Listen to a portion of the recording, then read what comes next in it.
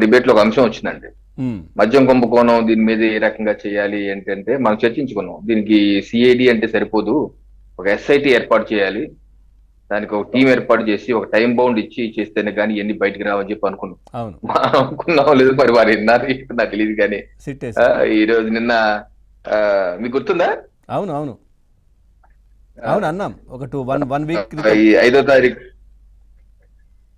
Last week అవును, అనుకున్నాము. అవును. సో 5/2/2025 నిన్న ఇలాగా 260 జియో నెంబర్ 262 రాష్ట్ర ప్రభుత్వం ఇచ్చి స్పెసిఫిక్ గా ఒక 7 పోలీస్ అధికారులు, దానిలో 2 ఐపీఎస్ అధికారులు, 2 ఏఎస్పీలు, ఒక డిఎస్పీ, ఇన్స్పెక్టర్, 2 ఇన్స్పెక్టర్లను పెట్టి ఆ డీజీపీ గారి పర్యవేక్షణలో 15 రోజులకు ఒకసారి రిపోర్ట్ ఇస్తూ స్పెసిఫిక్ గా ఒక ఎస్ఐటి ఇవ్వడం అనేది స్వాగతించే విషయం.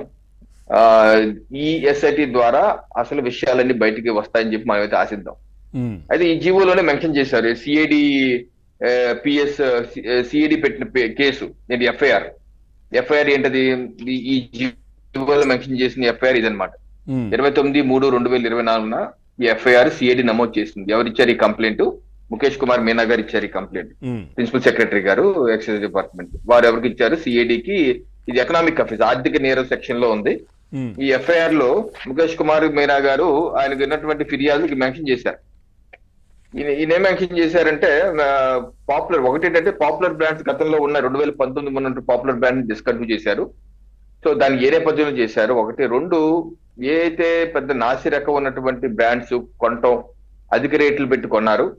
నాసి రకం అంటే చాలా procurement shift to manual process. ఒకటి ఫేవరబుల్ ప్రిఫరెన్సెస్ ఎలకేషన్, వాళ్ళకి నచ్చినటువంటి కంపెనీలకి విచ్చలవిడిగా ఆర్డర్లు ఇచ్చుకొని వేల సంఖ్యలో వేల కోట్ల రూపాయలతో కొనుక్కున్నారు. ఒకటి. మూడు, అలాట్మెంట్ కూడా ఆన్లైన్ ఆటోమేటిక్ సిస్టమ్ ఉంటుంది, ఆ సిస్టమ్ కాకుండా మాన్యువల్ సిస్టమ్ లో చేశారని చెప్పేసి లిఖితపూర్వక ఫిర్యాదు ఇచ్చారు. ఉమ్, సో దీని మీద సెప్టెంబర్ 2024 నమోదు అయింది కాబట్టి దీని మీద ఆ రోజు సిఐడి అక్టోబర్ మాసంలో కూడా మనకు గుర్తుంది, అక్టోబర్ 22 కూడా రాష్ట్రంలో 20 డిస్టిలరీస్ ఉన్నాయి. 20 డిస్టిలరీస్ మీద ఏకకాలంగా దాడి చేశారు సిఐడి.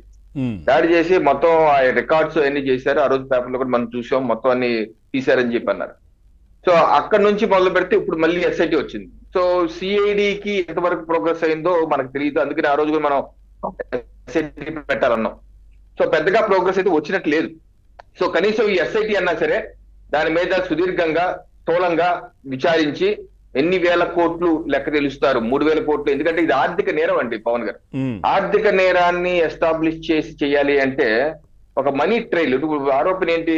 అక్కడ ఉన్న డిస్టిలరీస్కి 10 రూపాయల వస్తువుని 40 రూపాయలు పెట్టుకుని ఆ మిగతా 30 రూపాయలు కిక్ బ్యాక్స్ రూపంలో, లంచాల రూపంలో రౌట్ చేసుకున్నారు అనేది ప్రధానమైన ఆరోపణ ఈ కేసులో. ఉమ్, ఓకే.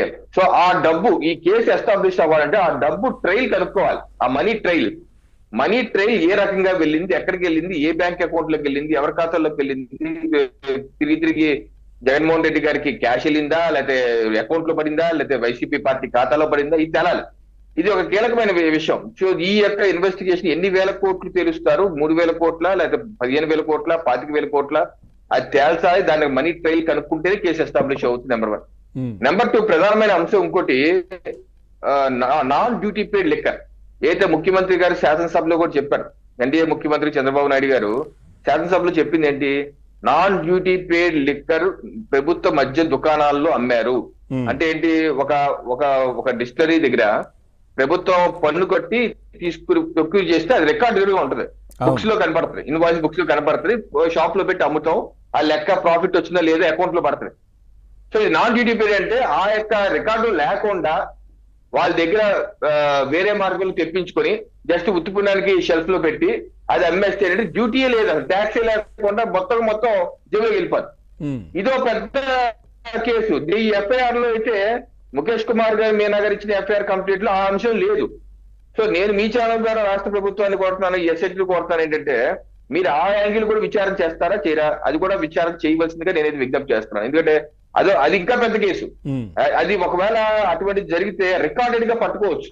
ఆ యొక్క ప్రొడక్షన్ కెపాసిటీ ఎంత చేశారు, ప్రొడక్షన్ కెపాసిటీ తగ్గట్టు ప్రభుత్వానికి ఇచ్చారా, లేకపోతే వాళ్ళ దగ్గర ఉంచుకున్నారా, ఉంచుకుంటే ఎక్కడ ఉంది, అమ్మితే ఎవరికి అమ్మారు, ఈ లెక్క తేల్చాలి వాళ్ళు. అదొకటి Investigation షాప్స్ లో కూడా అధికారులు సార్ ఏం రికార్డు చేయాలి? ఉంటుంది కదా, దుకాణంలో మద్యం షాప్ లో కూడా రికార్డు ఉంటుంది కదా.